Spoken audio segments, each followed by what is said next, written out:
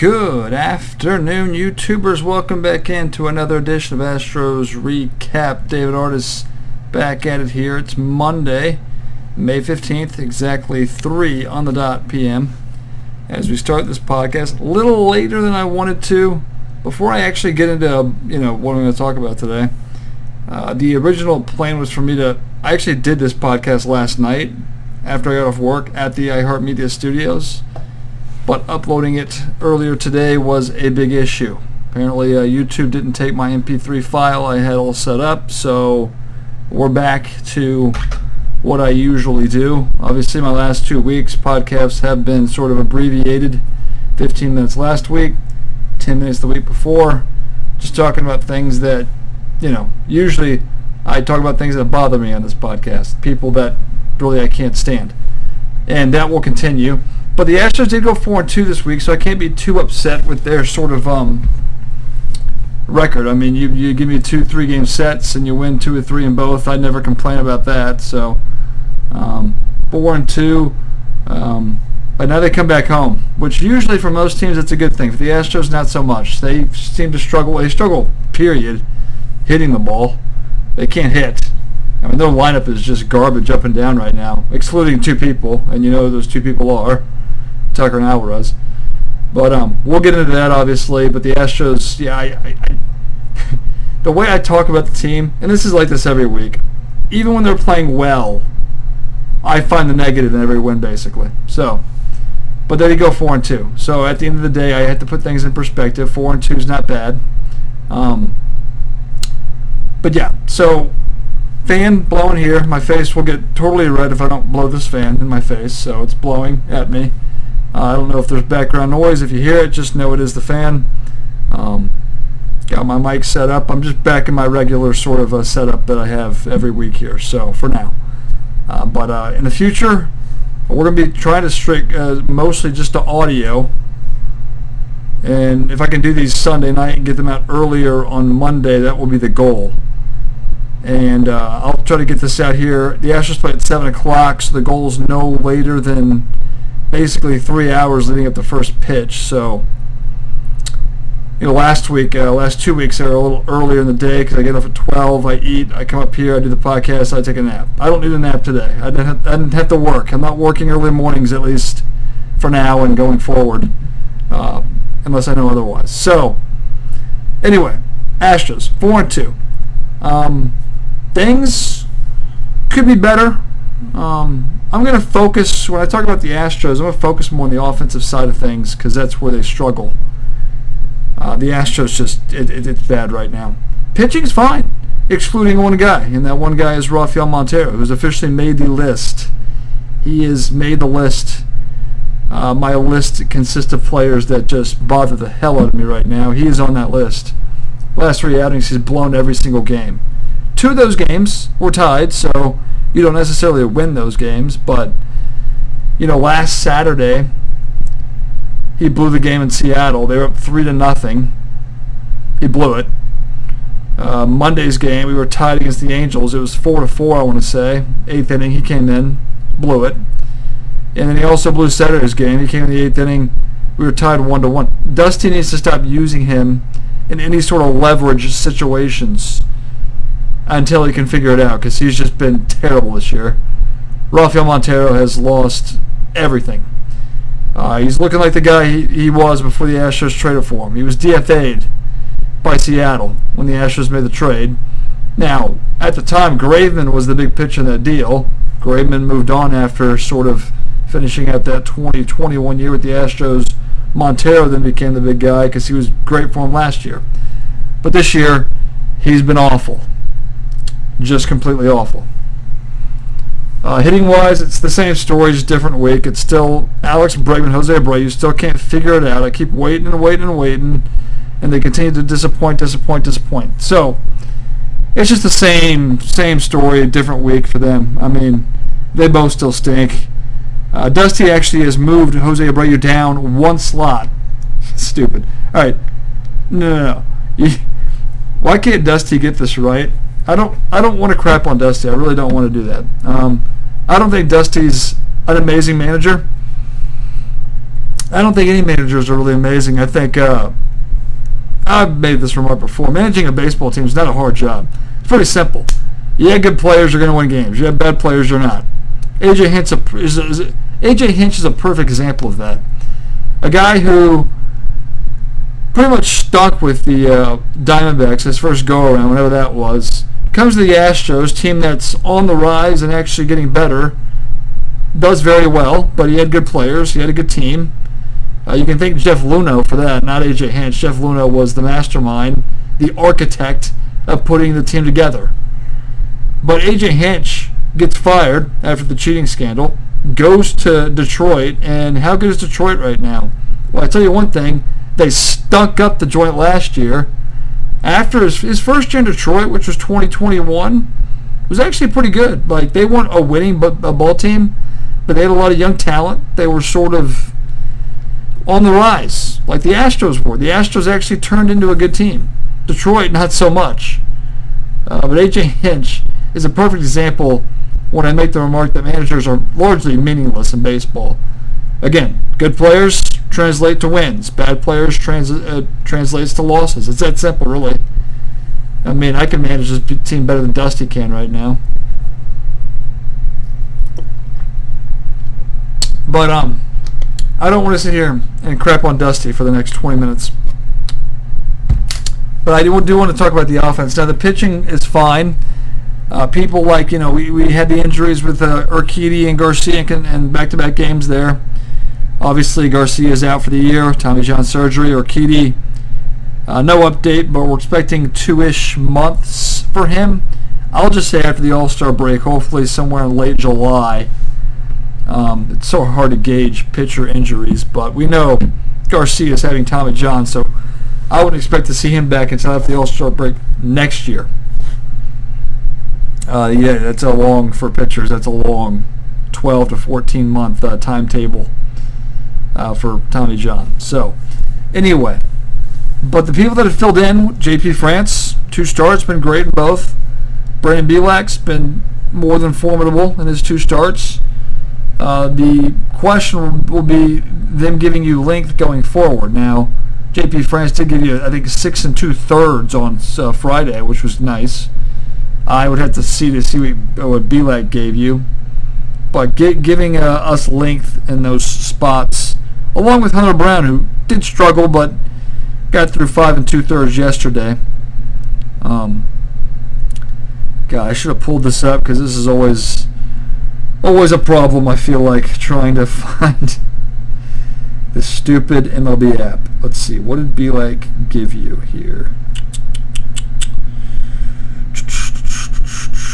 Let's see, Bielak gave you 5 innings, so yeah, not that great, but 8 hits, gives up a lot of hits, but 1 earned run, struck out 4, didn't walk anybody, didn't get the win. Montero, that was the game Montero blew late in the game. But our wins for our starting pitchers, really it's the offense's fault. It's the hitters. They can't hit. Nobody can hit, excluding the 2 guys I mentioned earlier. So, yeah, I mean, it's a struggle every game to watch these guys try to hit. I mean, I'm not upset with Jeremy Pena anymore, but Bregman and Abreu, same thing, are on the list. Montero, I put Abreu at the top. Abreu's number 1 on the list. Montero 2, Bregman 3. It's bad. Those guys. Bregman hits second in the order every day. Abreu, you moved him down to 1 spot. What does that do? I mean, it's stupid. It's the stupidest thing I've ever seen. Abreu hit 4th for a month and a half now. Proved he couldn't hit 4th. He can't hit, period, to be quite honest with you. But you move him down 1 spot to 5 and act like that's going to solve all the problems? No, it doesn't. He needs to hit 7th or lower until proven otherwise. He's still hitting right in the heart of the order, and he's just dead weight there right now. He does absolutely nothing. Nothing offensively, nothing defensively. He's completely useless and hurts this team every time he plays.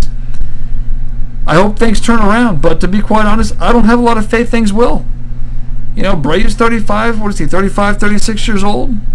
Maybe his best time has come and gone.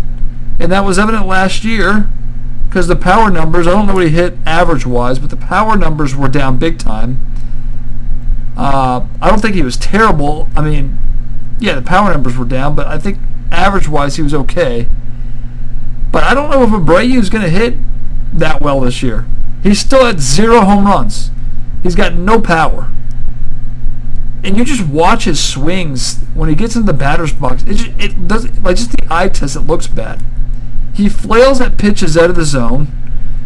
He doesn't have the bat speed to get to pitches that are in the zone. If you throw him a fastball inside part of the plate, he won't get to it. He can't. And it looks like he just doesn't even really care either. Like, show me some emotion that you at least care. That also bothers me just as much as a person struggling. Like, at least Bregman, like, Bregman's hitting 204. I think, like, Abreu's at, like, 217. But at least Bregman tried something different. Like, you could tell on Monday's game against the Angels, he sort of changed the way he'd hold his bat. Like, he put it on his shoulders rather than holding it up, by his ears. Which proves to me at least he's trying something different. Abreu just gets in there, and it just looks bad. That's why I don't have faith that he can turn it around. I don't know. That might be a signing that, I mean, you've lost Jeff Luhnow, the genius, with every signing, every trade, everything he did. James Click did a good job. Now, you can't attribute to any of these moves. You look at the Astros offseason moves. You re-signed Brantley, who suffered a setback, has inflammation in his right shoulder that was surgically repaired. Was it last year, whenever it was. He's out indefinitely. I wouldn't expect to see him at all this year, actually. We're on that top. I mean, so that's signing. That's $12 million down the drain. You sign Montero to 3 years. He's completely lost whatever he had last year. He's been awful. And then you sign Abreu to 3 years. The 3 moves you made last year, all 3 of them have been absolutely atrocious, whether they're in the lineup or not. The one not is Michael Brantley, but I would expect to see him. Maybe you get him back sometime in September, but that might be wishful thinking just saying that. So, I mean, but the 3 signings, golly, Jim Crane, whoever was playing GM, whether it was Jeff Bagwell or Reggie Jackson, whoever it was, you guys screwed it up bad. Now, I try to be fair here. The Abreu signing at the time was not a bad signing, okay? Montero was iffy, and I said it at the time because I felt like, listen, you have Abreu, you have Neris, you don't really need another setup guy. It's nice to have another option, so I just thought 3 years and the amount of money they gave Montero was kind of a lot, more than I would have done. But the Abreu signing, the Brantley one is the one that I really raise an eyebrow at, because when I think about Brantley, he's coming off the injury. If the due diligence needed to be done there to make sure that he was going to be healthy, and obviously it wasn't. So,